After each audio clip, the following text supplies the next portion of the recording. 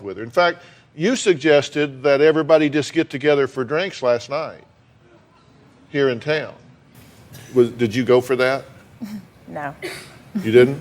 I didn't. Well, I'm asking because you've apparently been fairly flexible with all of this. Okay, now I want you to hear some of the things that you've told. You probably said these to her, but I wrote down some of the key things that I thought give us your point of view, and I assume you're willing to own it since it is your point of view. You said, what man wouldn't want a wife and a girlfriend? I'm sure, yeah, I said that.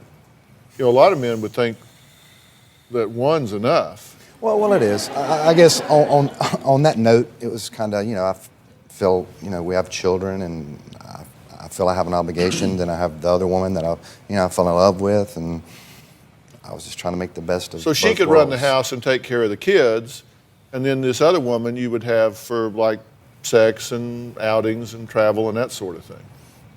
So you'd be kind of like the help. Right. Okay. You said Chrissy would basically be the mom and housemaker. This other woman would be everything else. So you could mother the kids and keep the house. She would do everything else. It'd be like having two different cars. You have a weekend car and a weekday car. Yes, that's okay. That's what I said. And you said she expects me to just quit, to stop, but that would be like someone saying, cut off one of your arms. I don't want to cut off one of my arms. Right. Right? With Chrissy, in the past year, she's tried a lot more to be a better wife, just be more receptive and corresponding to my needs and stuff.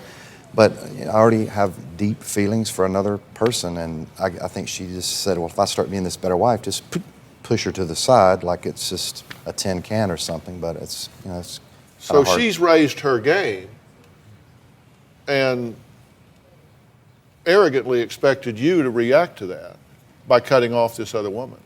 Immediately, yes. Hi. Okay, if you would have a seat right here.